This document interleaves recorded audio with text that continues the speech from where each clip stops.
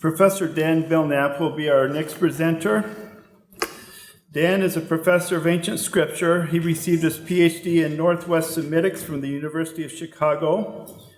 I consider him to be one of the church's leading scholars on the use of ritual in ancient and contemporary contexts. And Dan's presentation is entitled, Worship the Lord in the Beauty of Holiness. Professor Belnap. We can get this Oh, okay, here. Did you push this one? Hold on a second. Okay, we're good. All right. Nice, all right. In recent years, there's been a growing understanding that ritual and ritual environments are more than platforms for symbolic understanding, but structures that have physiological effects as well. The physiological effects on the senses, whether consciously perceived or not, add to the overall religious experience. If this is the case, then the aesthetics, or the recognition of these sensual effects, is also important. With that in mind, I'd like to suggest that a visual aesthetic played a role in the Israelite cultic experience. More specifically, that a pleasing visual aesthetic, as demonstrated in the presentation of color and light in clothing, was deliberately and explicitly a part of the ritual experience and functioned to facilitate the interaction between the divine and mortal realms. Helmut Utschneider defines aesthetics simply as a philosophy of human perception. While he takes to include negative sensory perception as well as positive, Terence Groth refined this definition to one in which aesthetics is a philosophy of beauty and art, a definition that he used in his study concerning biblical theological aesthetics. While Gerald Klingbeil, in his study on biblical ritual, has suggested an Israelite aesthetic which focused on order. With these definitions in mind, I would define aesthetics as an appreciation or recognition of the worth of an object or individual via sensory experience that may be divided into pleasing and non-pleasing categories, and meant to establish cosmic alignment with the divine. As others have noted, it does seem clear from the Hebrew Bible that ancient Israel had a refined sense of what was pleasing and what was not. The text provides ample evidence that there was a recognized sense of attractiveness. For instance, in 2 Samuel 14:25, we're told that Absalom was a man of beauty above all others because he lacked blemishes from head to toe, a characteristic often noted in describing the beauty of individuals, both male and female. Though the material remains so far uncovered, do not appear to suggest that Israel ever had, quote, art for art's sake, the number of cosmetic toiletries does indicate a concern for looking good. Moreover, the stylized nature of their architecture further suggests that ancient Israelites sought to make their social spaces, both private and public, ones which were pleasing to both owner and visitor. While a general understanding of Israel's aesthetics is interesting in and of itself, in this paper I am more concerned with the pleasing aesthetic experience that appears to have been a crucial part to the overall ritual praxis of ancient Israel, or at least as the biblical writers wish this praxis to be understood. I say this because the ritual texts are, for the most part, prescriptive. And in this, they are idealistic, meaning they do not describe the complete physicality of the ritual experience. For instance, the description of the burnt offering described in Leviticus 1:1-9, is as important for what it does not say as it does for what it does say about the procedure. Left out is the visceral, messy nature of animal sacrifice. As I've noted elsewhere, the scent of slaughter is missing, and the text is silent to the cacophony of noise that would have filled the air during the procedures. These absences do not mean that the writers avoided the sensuous nature of the cultic experience. Indeed, to the contrary, sensual descriptions abound, but they are notable for their pleasing aesthetic nature. For instance, the olfactory experience described in the ritual text explicitly emphasized it as a pleasing one. The role of the incense and the riach nichoach, the pleasant scent, were fundamental elements of the cultic experience, of which in their implementation created an environment facilitating mortal-divine interaction. As elsewhere, the pleasant sense represented the divine sphere and created an atmosphere or environment that made it possible for the interaction. Audibly, the explicit mention of singing and praising, along with the tinkling of the bells hanging from the hems of the priestly robes, are implied to have been a euphonious experience. In fact, coupled with the possible priestly silence suggested by Israel the auditory experience would have been a unique contrast between the worshiper and the priests and would have emphasized the divine nature of the space overall. Determining the role of the visual aesthetic in the cultic experience is a bit more difficult to ascertain, since explicit statements of what one was to see or what one was expected to see when at the temple are not common in the biblical text. Instead, it appears that the visual experience was just simply assumed. For instance, though the description of the temple's dimensions as found in 1 Kings 6 and 7 are not contextualized as something explicitly seen, the only way in which one could grasp the significance of those dimensions was by sight, both the actual physical elements as well as the symbolic implications of the physical structures. The brazen sea that rested upon the backs of the 12 oxen meant the entire structure was between 7 and 9 feet deep, which, when coupled with the oxen, meant the entire structure stood at least 10 to 12 feet high. Carts and other movable stands, supposedly used for preparation, stood at least 6 feet high. Similarly, the altar was massive, measuring approximately 30 feet by 20 feet and 15 feet high. Noting these dimensions, Elizabeth Block Smith suggested that they emphasized the majesty of God, inducing a sense of awe and permanency to the entire cultic experience. As she says here, accordingly, the exaggerated size of the structures in the Solomonic temple courtyard would suggest that they were not intended for human use, but belonged to the realm of the divine. Lacking archaeological remains of the bronze molten sea and stands or corroborating evidence of their size, one can only determine by faith whether or not they were cast to the biblical specifications. Superhuman-sized objects likely stood in the courtyard, conveying to ancient Israelites that they served a divine function. Thus, the courtyard objects conveyed Yahweh's enthronement in the royal chapel with the intended empowerment of the king and divine blessings for all of Israel.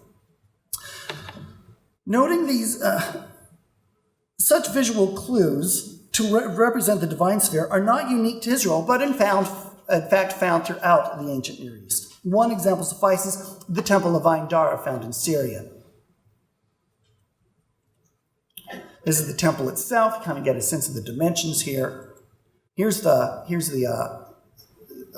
drawing, right, a representation of it. And what I want you to note are the footsteps that show up both in the portico, leading the antechamber, and then the threshold of the main hall. These are to represent the divine, as is demonstrated here, as you can see them in the flagstones themselves.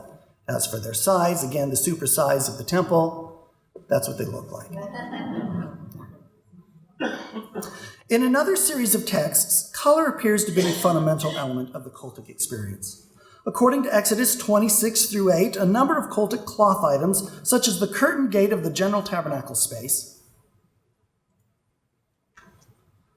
the tabernacle walls, the tabernacle entrance, and the veil separating the holy room from the Holy of Holies within the tabernacle proper, were all imbued with the colors purple, scarlet, and blue. We are not told why these particular colors were selected. Elsewhere, purple cloth is associated with royalty, but this does not necessarily mean one should read the same meaning into the color in these texts. The scarlet color is explicitly used in other ritual processes, the cleansing of the leper and the sacrifice of the red heifer. Two rituals associated with the cleansing or purification. Both rituals also utilize strong aromatics, cedar and hyssop, suggesting that the color red was associated with the strong, hot, and therefore cleansing agents, thus rendering the finished product as purifying. It is also possible that red served as an apotropaic device. Red is found elsewhere as an agent of protection against evil or misfortune. The presence of the color red in the above spaces may have acted in a similar manner, but this is merely a conjecture. The actual meaning is not stated. In any case, it is not the individual colors per se that was important, but the combination of them that indicated the space in question, and in terms of the combination, it is a harmonious one that was both visually striking as well as inviting. Functionally, the color scheme emphasized the purpose of the cloth items as well as the similarity of that purpose among all the items in question. The purpose being that they identified liminalities in the sacred precinct. Liminality, the temporary time and space in which normal social boundaries are laid aside for uncommon communal interaction or transformation, lies at the heart of sacred space, as such space is itself the junction between divine and mortal societies. Yet the space of temples is not uniform, but graded into degrees of sanctity. The color scheme marks the transition of these degrees. Thus, when approaching the tabernacle, the worshiper's eyes would be drawn to the color schematic that made up the entrance. Upon entrance into the courtyard, again the worshiper was confronted with the color scheme, this time drawing the eye to the more holy space of the tabernacle itself, which incorporated the scheme not only in the entrances, but in the wall curtains, suggesting that all the space within the tabernacle proper should be viewed as the same type of space as the entrances, but differentiated by degree. Within the tabernacle, the veil separating the holy place from the Holy of Holies incorporated the color scheme and likewise demarcated the degrees of holy space. Though the color scheme does not appear as frequently in the temple, according to Chronicles, it was again present in the veil of the temple as well, and its usage there highlights the liminal nature of this space just as it did in the tabernacle. In each location, the color scheme differentiated the space, while the harmony of the colors both invigorated and invited the individual to proceed further into the sacred space, suggesting that the function of the entire space was to facilitate the interaction between the divine and mortal spheres. The veils and the temple curtain walls also displayed embroidered cherubim, while the temple had engraved cherubim imagery on the inner wall of the sanctuary, thus suggesting these images were fundamental designs for Israel's sacred spaces.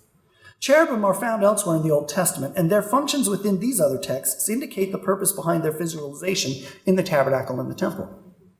The first function was to guard selected space. In Genesis, following the exile of Adam and Eve, cherubim are placed before the tree of life, which itself appears to be in the most easterly portion of the garden. Thus, the presence of the cherubim demarcates the garden into at least two sections, the most easterly, which possesses the tree of life, and the rest of the garden. Yet the cherubim do not only guard the most sacred space from less sacred space, they stand on the border between the two spaces. In other words, their positioning not only signals the two spaces, but also notes the liminal space that exists between the two spaces, which in turn highlighted the ability for one to traverse the space and interact with others in the conjoining spheres. Not only did the presence of the cherubim denote liminal space, they also represented at least one of the functions of such space, the facilitation of movement from one state to another.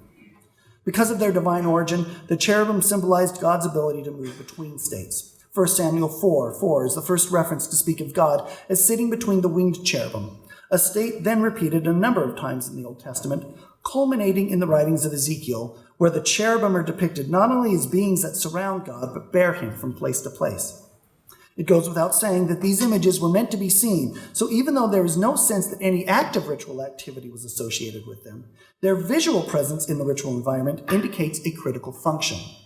Their association with the color scheme, while at the same time distinct from the general color scheme, would have directed the eye and therefore intention inward, while the actual functions of the cherubim would have highlighted the mobility of God and the ability of the worshiper to interact again with that divine realm. The color scheme was also integral to the overall priestly attire. In Exodus 28, the priestly costume of the ephod, the girdle or belt, and the breast covering all incorporated the color scheme. While the robe was to be all in blue, the pomegranates that hung from the hem incorporated the scheme as well. Thus, the main costume contained the color scheme, thereby associating the priest with the same attributes as the space demarcated with the same colors.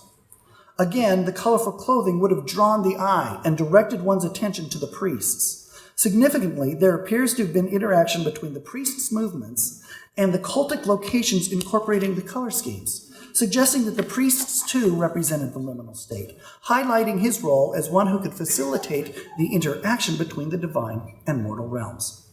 Thus, the eye was drawn not only to the entrances and the more sacred territory each entrance highlighted, but also to the dynamic figure who traversed this space, bringing the divine to the given worshiper. Regarding the priestly clothing, we are told explicitly in Exodus 28 that the priestly clothing are to be made for Kavod and Tiferet. Though both terms may reflect abstract concepts such as honor, they can and are also used to describe concrete physical phenomena. For instance, the latter of these terms, tifra, derived from the root pa'ar, which carries the meaning to adorn, is used to describe the quality of types of ornamentation, such as precious stones worn as jewelry, or items such as crowns. In Isaiah 28, verse 5, the Lord himself is a crown of tiferet that is to be worn. while in Isaiah 62, verse 3, it is Israel that will be a crown of Tiferet for the Lord. The association of Tiferet with actual ornamentation is seen in Isaiah 3, verse 18, where the Lord warns that he will take the Tiferet from the ornamentation of Jerusalem's women. Ezekiel, in his extended metaphor of Israel as God's bride, describes the quality of her clothing and ornamentation by using the term Tiferet. Associating the term directly with the temple, we are told in 2 Chronicles 3, verse 6, that Solomon garnished the temple with precious stones for Tiferet. With these references in mind, it appears that the Tiferet of an object referred to is the brilliance or luminosity of the object, and thus of the high quality of the object. This association is clear in Isaiah 60, where the reader is told that someday the sun and moon will no longer provide light, but that, quote, Yahweh will be an eternal light to you, your God will be your Tiferet. Earlier, in verse 7, the temple is the place of God's Tiferet, suggesting a relationship between the tangible cloud of light that characterized the presence of God. What is clear that is, at least on some level, ancient Israel understood Tiferet to be something that could be physically experienced visually, and was to be associated with the cult and those who practiced therein. Like Tiferet, Kavod, the other term used in Exodus 28 to describe the function of the priestly clothing, appears to reflect an actual physical visual. Though the basic meaning of the root to be heavy or solid, thus abstractly used to denote strength, it is often used to describe the physical, tangible presence of light denoting the presence of God that was seen by Israel. In Exodus 16:10, God's Kavod is seen by all as it leads the community through the wilderness. In 24:17, the Lord explicitly promises that the Kavod will be seen by all when he descends to Sinai, literally, to all the eyes of the people. The Kavod is described as filling the tabernacle during its dedication and is seen by the entire community. And then again at the temple dedication described in 1 Kings 8 and 2 Chronicles 7. In light of the above, Rolf Rendorf described the Kavod as that aspect of the activity of Yahweh that could be perceived by men and in which he himself is revealed in his power. And its presence in cultic descriptions suggests that witnessing or experiencing the Kavod was a desired element of the entire cultic procedure. Von Rad suggested as much when he stated that Moses' encounter with God's Kavod in Exodus 33:18 was a cultic ideology that associates God's dwelling in his house with the experience of a theophany. Such an experience may lie behind the imagery presented in Psalm 63, verse 2, for in the sanctuary, Kodesh, I have envisioned you, seeing your power and Kavod. Similarly, the cultic experience described in Psalm 26, which includes washing, procession around the sacred precinct, and the vocalization of praise, sums up the worshiper's emotions of the experience and his individual encounter with God in the following manner. Yahweh, I have loved the house you inhabit and the place where your Kavod dwells. Though the sanctuary is not mentioned explicitly in Isaiah 33:14, the same imagery is present. Here, the reader is told that the sinner is frightened, for who among us shall sojourn with the fire that devours? Who among us shall abide with eternal burnings?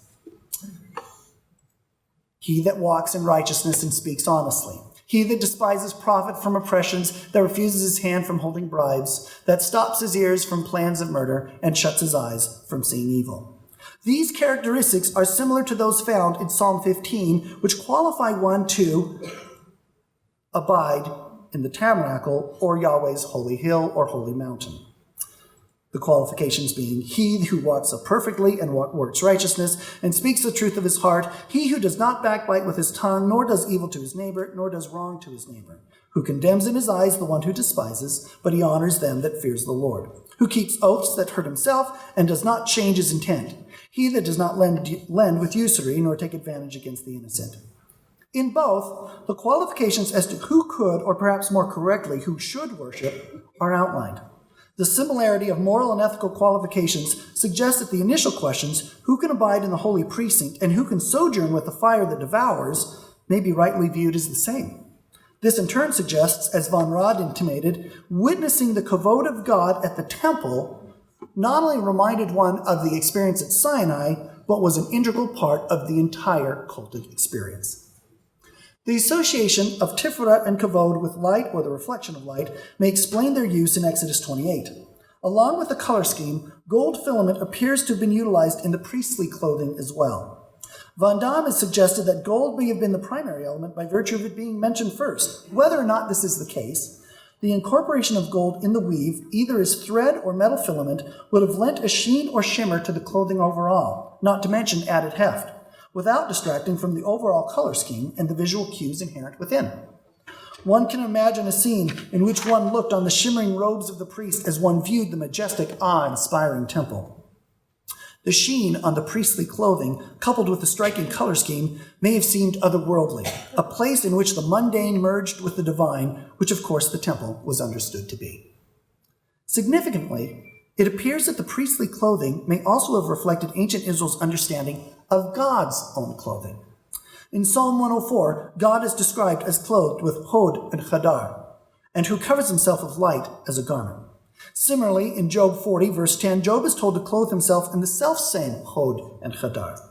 Like tifra and kavod, these terms represent both abstract concepts as well as actual physical properties. Like tifra, hadar is associated with adornment both in costume and jewelry. And both hadar and hod can be used to describe a glittering object, as reflected in the parallelism of Psalm 104. All three items, tifra, hod, and hadar, appear in Psalm 96 as four components or characteristics present in the cultic environment. Hod and hadar are before him, uz and tifra are in his sanctuary, and may represent the divine presence as well as the actual physical accoutrements of the sacred precinct. This description in Psalm 96 of the cultic atmosphere or environment is then followed by a series of instructions concerning the actual worship praxis. In verse 7, the congregants, literally families of people, which may suggest cultic pilgrimages centered on familial ties, are told to give to God kavod and uz, while in verse 8, the same are told to give kavod to his name, bring an offering, and enter into the sacred precincts. While the giving of kavod is most likely parallel to the offering of praise, and therefore the entire ritual praxis of 96, paralleling similar descriptions throughout the Psalms, communal participation, offering of sacrifice, entering or circumambulating the sacred precinct, uttering of praise in instrument or voice, it is possible that it may refer to a rite found throughout the ancient world, the clothing of deity statuary. Jeremiah 10, verse 4 and 9 warns against this very practice, while describing the rite itself, in which a post was covered or adorned with silver or gold, and perhaps draped with blue or purple cloth. Yet similar ritual objects may have once been sanctioned at one point in Israel's cultic experience. Though destroyed during the Hezekiah reforms, the bronze serpent made during the conquest was apparently allowed through the pre-exilic period up until the Assyrian conquest. The fact that it was made of bronze suggests that it would have been the same light-reflecting properties as the other cultic items mentioned above and would have represented God's might and power similar to his name. Its destruction in the days of Hezekiah suggested it had been an item worshipped, similar to idols found elsewhere, but the fact that it remained as part of the cult for centuries prior is suggestive. If Jeremiah's rebuke reflects general practice, then it is possible that the post was also clothed, integrating light and color as found in the normative cultic praxis dealing with the clothing. Certainly, it demonstrates the role of visual cues in the cultic experience. Regardless of the exact ritual meaning of giving kavod, the entire ritual praxis is summarized in the exhortation that the worshiper bow before Yahweh in the Hadrat Kodesh, or the holy apparel. The same clause is employed in Psalm 29, verse 2, as well as 1 Chronicles 16:29, which parallels Psalm 96, and describes the ritual praxis engaged by Israel as they brought the ark and other cultic items to Jerusalem. It is also found in 2 Chronicles 20, verse 4, which describes a ritual praxis prior to going to battle, and finally in Psalm 110, verse 3, where again it is found in a martial setting. In at least three of these passages, the term is associated with martial scenes. In 1 Chronicles 16, it is the triumphal march of David before the ark as he brings it to Jerusalem that we find the performance of a hymnal text apparently repeated in Psalm 96. In the narrative of the ark's entrance to Jerusalem, 1 Chronicles 16 records the hymn written by David for the occasion, in which the worshiper is told to worship the Lord, B'chadrat Kodesh. Though the occasion does not follow an actual military conflict, the entire processional is similar in form to ritual praxis following a military victory, including sacrifice, dancing, and singing, suggesting that it represented the triumphal entrance of the deity. In 2 Chronicles 20, it includes the military ritual praxis for Jehoshaphat's battle against the Moabites and the Ammonites. According to the narrative, the king and all the people went to the courts of the temple, where the king cried aloud, apparently on behalf of the entire congregation, to God. A prophet priest declared that God promised victory, as he himself would fight on Israel's behalf, whereupon the entire congregation fell down, prostrating themselves while the priest sang. The next morning, Jehoshaphat appointed singers to sing of the Chadre Kodesh while going in front of the rest of the host. Coinciding with the singing, God laid ambush to the foreigners and completely annihilated them. Finally, in Psalm 110, verses 2 and 3, the clause is found following a divine promise of explicit martial support, as well as the promise that the king's own people will support his military, the Chadre Kodesh. In all three instances, the association of the Chadrat Kodesh, or the sacred clothing, with military might may reflect the importance of wearing sacral clothing when going to battle, perhaps to distinguish oneself from the enemy or represent the alliance with the divine. And I should say at this point, Matthew Gray has done some archaeological work in a synagogue in Galilee, and this is bearing out in a martial battle scene where they've seen that the Jews are wearing sacred clothing as opposed to the others who are wearing armor. As noted earlier, the presence of God may be a destructive experience or a transforming one based on the worthiness of the individual. In this case, it is possible that the singing of the hymns about God's overwhelming divine attire or the dressing in such attire acted as protection against the destructive divine power. The Moabites, on the other hand, were utterly destroyed, so that none of them escaped. Yet the clause appears to become part of the general experience, as cultic experience as well. Though Psalm 96 is almost word for word with David's hymn in 1 Chronicles 16, the historical stanzas that make up the first half of David's hymn are missing from 96, as well as the overall historical context. Instead, by focusing on the latter half of the hymn, Psalm 96 highlights the cultic worship in the Chadrat Kodesh, or sacred clothing. It is possible, of course, that the narratives of 1 Chronicles 16 and 2 Chronicles 20 are later expansions. Either way, the phrase, whether in context of cultic or military praxis, reflects a visual theophantic experience. One of the questions among all five references is whether the preposition b should be read as a genitive or a possessive. If the former, then the text implies that there was a certain standard of dress and apparel for the common worshiper as well as the priest. Though the biblical text is silent on what that apparel would be, the social function of clothing as a designation of social standing and identity would have been one expressed within the cult, particularly since the cult facilitated the interaction of the divine and mortal communities. In Exodus 19, as part of the ritual preparation to the theophany described in verse 13, Israel was told to wash their cloaks. Therefore, at least on some level, proper attire appears to have been a component of the private cultic experience. On the other hand, it is possible that the clause in question is a possessive, in which case one was to worship God who was dressed in the Chadrat Kodesh. Such a reading would suggest that a dressed deity was envisioned by those who worshipped at the temple, and implies that a theophany in which this deity was seen was the end goal of the cultic experience, paralleling Moses' experience in Exodus 33 and an Isaiah's theophany in Isaiah 6, who saw God in the temple clothed in his robes, which filled the sacred space. These physical encounters and their cultic environment suggest that the worshippers' desire to, quote, seek the face of God, found in Psalm 24 and 29, may be understood in a more literal manner than previously recognized. In any case, the visual nature of these references again speaks to the role of the visual in the overall cultic experience. But this leads back to the original suggestion of this paper, that the experience was also an aesthetic one. Certainly the potential theophany was sublime, transformative, and apparently, as the above demonstrates, a desired experience by the Israelite worshiper, the culmination of their ritual praxis. But this does not guarantee that the experience was necessarily a pleasing one. Recognition that the visual experience of God's divine clothing was an aesthetically pleasing one, and one that lay at the heart of the cultic experiences, is suggested, though, in Psalm 27. The psalm locates the worshiper in the tabernacle singing praises and offering sacrifices of joy. The scene, therefore, is a pleasant one, in which the offering of sacrifice is a joyful event and sets the tenor of the overall experience by emphasizing the emotional component of the ritual praxis. The intent of the worship is described earlier in verse 4. I have desired one thing of the Lord, one thing I seek for, that I might abide in the house of God all the days of my life, in order to see, lachazot, the na'om of Yahweh. Found only 7 times in the Hebrew Bible, na'om denotes something that is pleasant or enjoyable, while other variations of the root na'am carry similar connotations, a sweet flavor, a good plentiful geography, and, when used to discuss people, an attractive form. More importantly, Na'am, in all of its variants, refers almost exclusively to aesthetic sensibilities. Thus, its usage here suggests that the worshipper's experience was not just one with the majesty or overwhelming nature of God's Hadar, but one that was attractive, desirable, and even pleasant. And yet, it was a theophanic one. The use of the verb chazah, more than associated often with prophetic revelatory visualizations, rather than the more common verb ra'ah, highlights the theophanic nature of the experience. Thus, in verse 4 is a synthesis of the theophanic and aesthetics of Israel's cultic praxis. Thus, from the color scheme of the entranceways, to the embroidered cherubim, to the glorious clothing of both priests and God, to the na'om of God, aesthetic visualization appears to have been not just a byproduct of cultic praxis, but a fundamental, integral component of the very purposes behind the praxis overall. Thank you.